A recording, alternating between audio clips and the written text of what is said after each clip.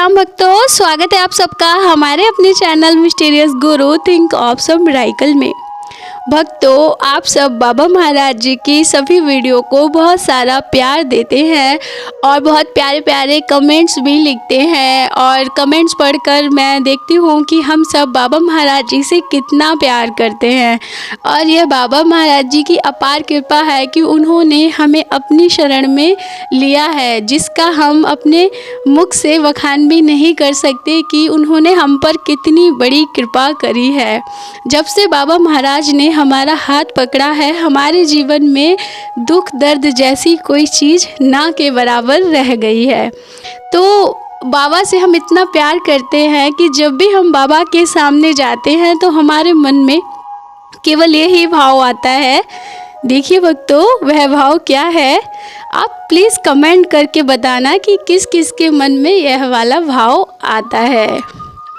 तेरी मंद मंद मुस्कनिया पे, तेरी मंद मंद मुस्कनिया पे बाबा मैं बलिहारी, गुरुवर मैं बलिहारी। तेरी मंद मंद मुस्कनिया पे, तेरी मंद मंद मुस्कनिया पे बाबा मैं बलिहारी, गुरुवर मैं बलिहारी। तेरी छवि है ऐसी न्यारी, मैं जाऊं बल बलिहारी। तेरी छवि है ऐसी न्यारी, मैं जाऊं बल बलिहारी। तेरे चंदा जैसे मुखड़े पे, तेरे चंदा जैसे मुखड़े पे बाबा मैं बलिहारी, बाबा मैं बलिहारी। जय श्री गुरुदेव महाराज की जय हो। बाबा नीम करौली महाराज की जय हो। सदैव हमारे जीवन में बाबा आप रहना, और इस जन्म में ही नहीं बाबा, हर जन्म में हम आपका सानिध्य चाहते हैं।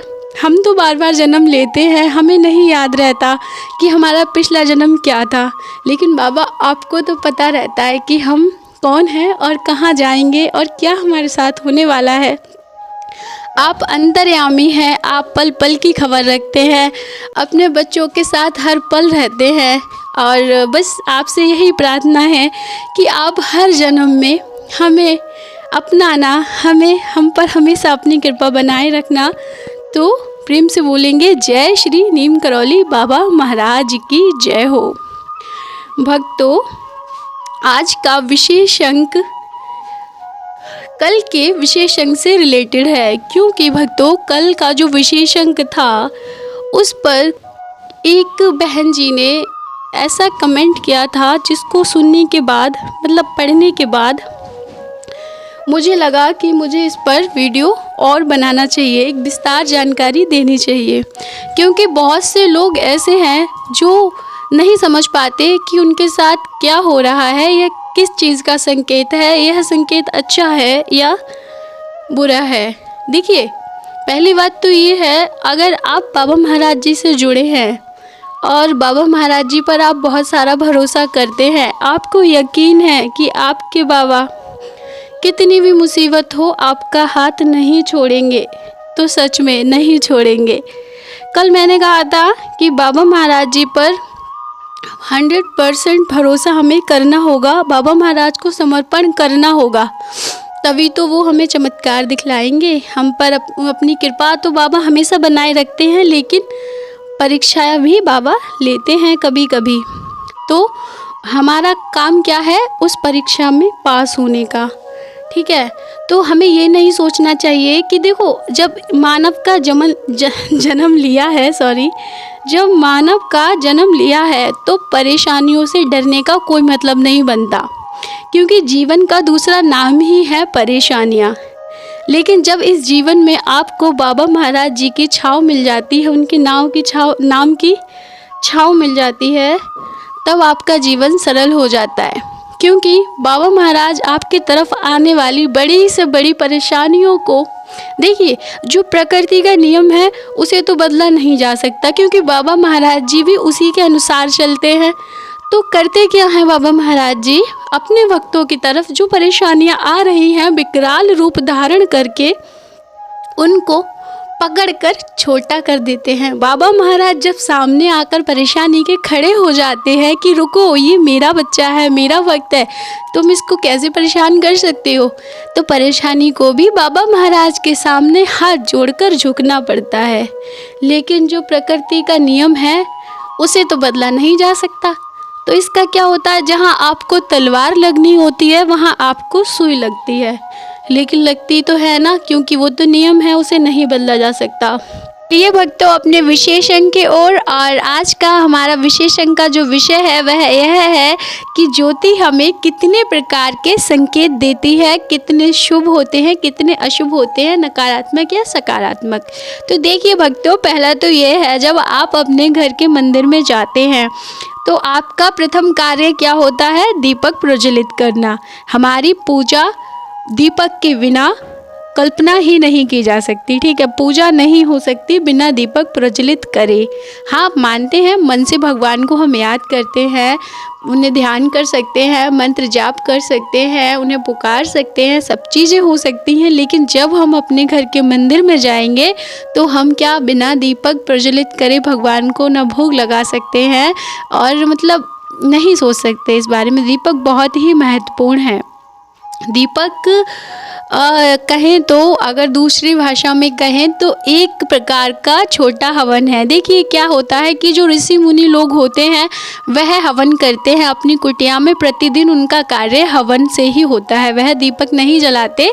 ये दीपक का जो कार्यक्रम है वह हम गृहस्थ लोगों के लिए है, क्योंकि हम लोग प्रतिदिन हवन नहीं कर सकते, ठीक है। तो हमें क्या है कि फिर भगवान को कैसे हम अपने घर बुला सकते हैं, हम भगवान को कैसे मना सकते हैं, तो हमें यह बताया गया है कि हम अपने घर दीपक जलाएं, जो कि एक छोटा हवन होता है, ठीक है।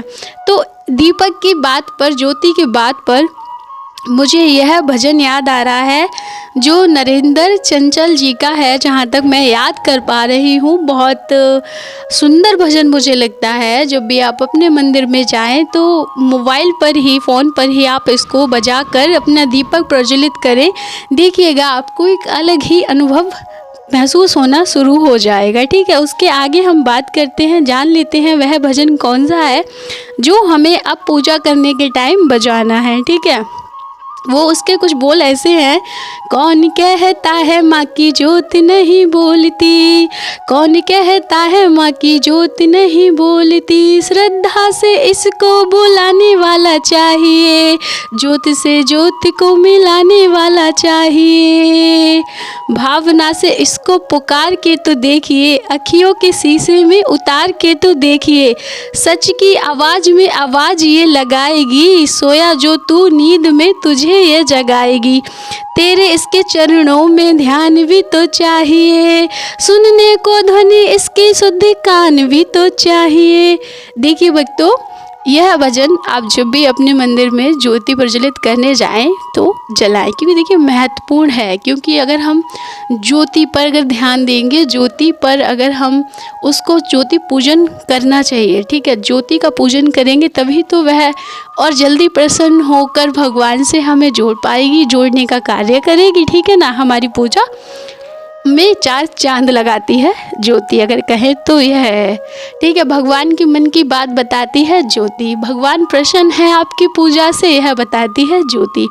तो चलते हैं अपने आगे जो संकेत के प्रकार हैं उनकी तरफ। देखिए भक्तों, जो ज्योति के संकेत होते हैं वह, मैं वैसे तो बहुत सारे हैं, लेकिन मैं यहाँ पर 4 आप लोगों के साथ साझा कर रही हूँ। उसमें 2 पॉजिटिव है और 2 निगेटिव है, मतलब 2 सकारात्मक 2 नकारात्मक, ठीक है। तो पहले हम बात कर लेते हैं सकारात्मक की, ठीक है। तो सकारात्मक में जो पहला साइन होता है वह यह होता है, सब लोग यह सोचते होंगे कि ज्योति में फूल पड़ जाना, ठीक है। ज्योति में जब हम पूजन करते हैं, जो पूजा करते हैं, तो हम जो दीपक जलाते हैं, तो जब हमें पूजा करते करते करते करते अपने इष्ट देव का काफ़ी टाइम हो जाता है, तब हमारी ज्योति में फूल पड़ना प्रारंभ हो जाता है। तो कुछ लोग यहाँ कहेंगे अरे लो वो तो मतलब कार्बन वार्बन ऐसा कुछ ऐसा हो जाता है, ठीक है, मानते हैं। आप सरसों के तेल में जलाएंगे हो जाता है, आप घी में जला कर देखिए उसमें भी फूल पड़ेगा।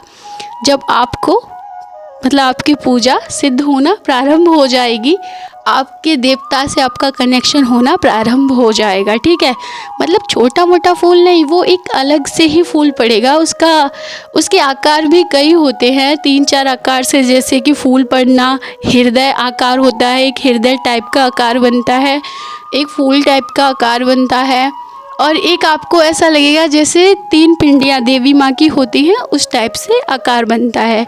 तो वह तीनों आकार अपना अलग ही अलग मतलब बताते हैं कि उनका क्या क्या अलग संकेत है। ठीक है, और जब आपके ज्योति में, दीपक में फूल पड़ना प्रारंभ हो जाए, तो आप अगर एक अपने जिस भी इष्ट की पूजा करते हैं उसके हिसाब से उन मंत्रों को जपना स्टार्ट कर दें। मतलब यह होता है कि भगवान आपसे प्रसन्न हो रहे हैं, वह आपकी पूजा को प्राप्त कर रहे हैं, आपकी पूजा भगवान तक पहुंच रही है।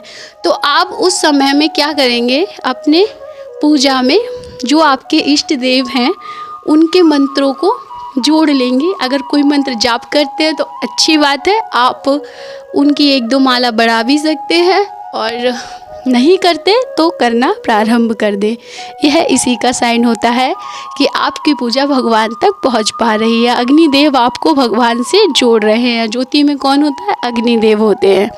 ठीक है ना, तो आप अगर अग्निदेव को प्रसन्न करेंगे तो अग्निदेव आपको सारा कुछ बताएंगे। ऐसे हवन में होता है, हम लोग हवन में घी सामग्री चढ़ाते हैं तो वो भगवान तक पहुंच जाता है। इसी प्रकार से दीपक का है। और साथ ही आप क्या करेंगे, प्रसाद भी अपने भगवान को रखेंगे, ताकि आपके जो इष्ट देव हैं वो आपके घर अगर पूजा के टाइम आए तो उनको कुछ ना कुछ खाने को मिले और वो प्रसन्न होकर वापस जाएं। ठीक है, आपको आशीर्वाद देकर। तो ये हो गया एक संकेत। ठीक है, अब हम बात करेंगे दूसरा जो सकारात्मक संकेत है, वो दूसरा कौन सा है। दूसरा ये है ज्योति की लौ अचानक बढ़ना और कम होना, जो कि मैंने कल भी बताई थी, लेकिन आज फिर से मैं आपको बता रही हूँ क्योंकि यह एक सकारात्मक संकेत है।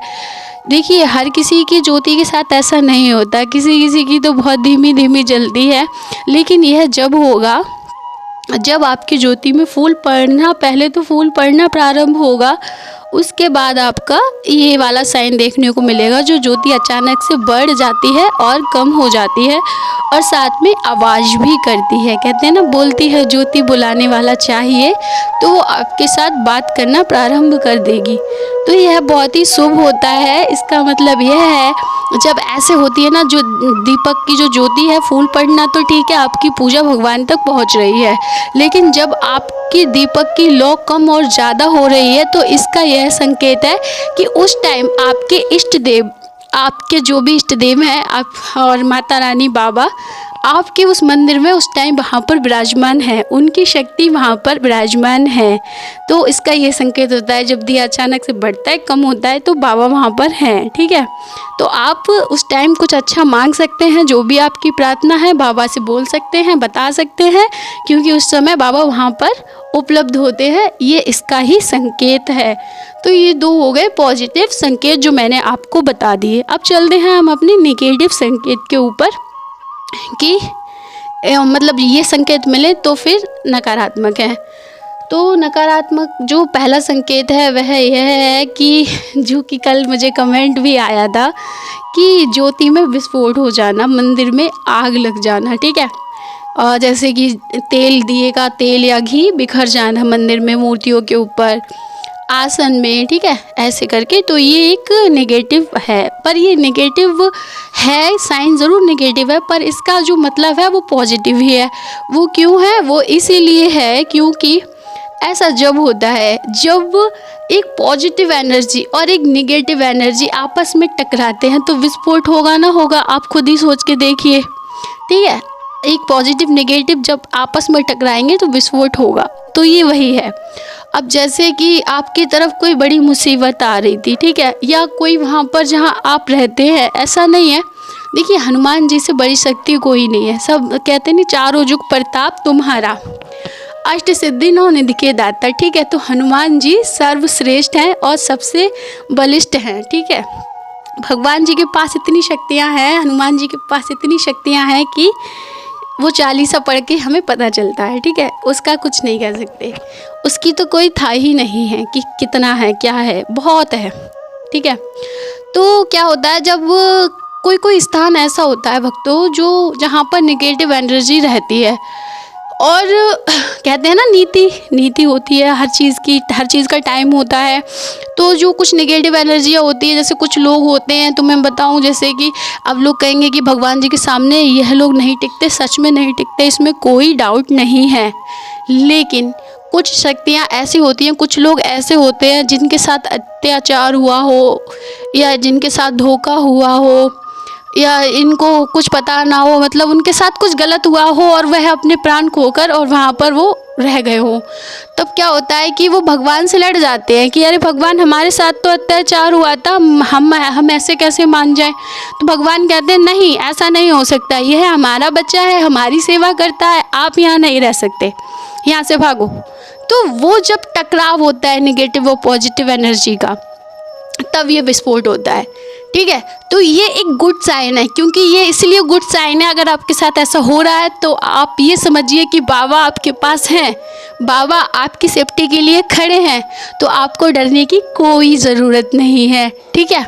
लेकिन ये जब होता है आप अपनी पूजा प्रतिदिन सही कर रहे हो, आपके नियम कानून सब कुछ ठीक होने चाहिए। जैसे हनुमान चालीसा अगर हम पाठ कर रहे हैं तो उसके बहुत सारे नियम होते हैं भक्तों, वह नियम अगर हम सारे फॉलो कर रहे हैं, कोई भी त्रुटि नहीं है, तब तो आप खुश हो सकते हैं कि हाँ बाबा आपके लिए खड़े हैं। आगे नहीं, मेरा बच्चा है, तुम यहाँ से भाग जाओ, तुम यहाँ नहीं रह सकते, बेशक तुम्हारे साथ अत्याचार हुआ हो, पर मेरा बच्चा है, मैं इसकी सेफ्टी करूँगा, ठीक है।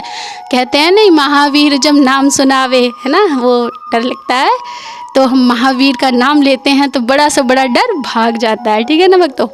तो वही चीज़ होती है, भूत पिशाच निकट नहीं आवे, महावीर जब नाम सुनावे, तो ये वही चीज़ होती है।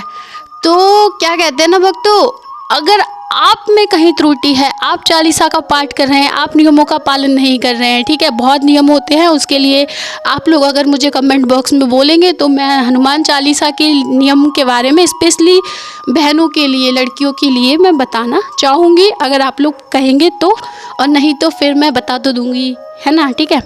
तो ये एक हो गया, ठीक है, निगेटिव।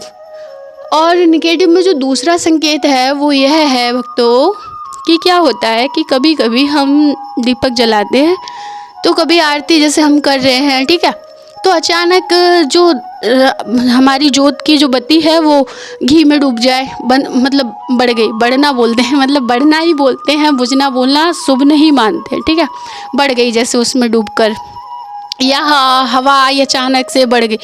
ऐसा नहीं है, जब आप आंगन में या खुले में हैं तब तो हवा आएगी, डायरेक्ट नहीं जल सकती, उसको अशुभ नहीं मानना है, ठीक है।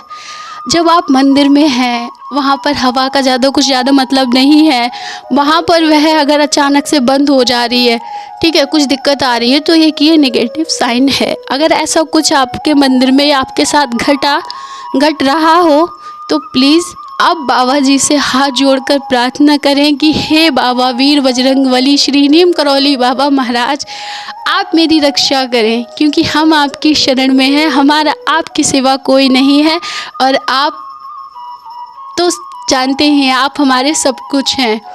आपके ऊपर मेरे और मेरे परिवार की रक्षा की जिम्मेदारी है बाबा, आप हमारी रक्षा कीजिए। तो भक्तों, अगर आप ऐसा बोल के बाबा को कह देंगे, ठीक है, तो बाबा आपकी रक्षा करेंगे, फिर आपको चिंता करने की बात नहीं है, ठीक है, क्योंकि बाबा से बड़ी कोई भी चीज़ नहीं है, ठीक है। बाबा सबसे बड़ी एनर्जी है, सबसे बड़ी शक्ति है, ठीक है ना भक्तों। तो हमें हमेशा बाबा की शरण में रहना है, बाबा पे ही हमें बाबा को पूर्ण समर्पण करना है, और बाबा को हमेशा याद करते रहना है, क्योंकि बाबा जब हमारे साथ साथ रहते हैं तो हमें चिंता करने की कोई बात नहीं है। तो उन बहन से भी मैं बोलना चाहूँगी कि बहन, आपको डरने की कोई बात नहीं है, आपकी रक्षा बाबा ने की है, ये आपके पास संकेत है। अगर आपसे कोई त्रुटि हुई है नियमों में तो वो आप देख लीजिए, उसके लिए आप क्षमा मांग सकती हैं बाबा जी से। तो भक्तों, अगर आपका कोई प्रश्न हो तो प्लीज़ कमेंट बॉक्स में लिख देना, और मिलेंगे नेक्स्ट वीडियो में, तब तक के लिए जय श्री राम।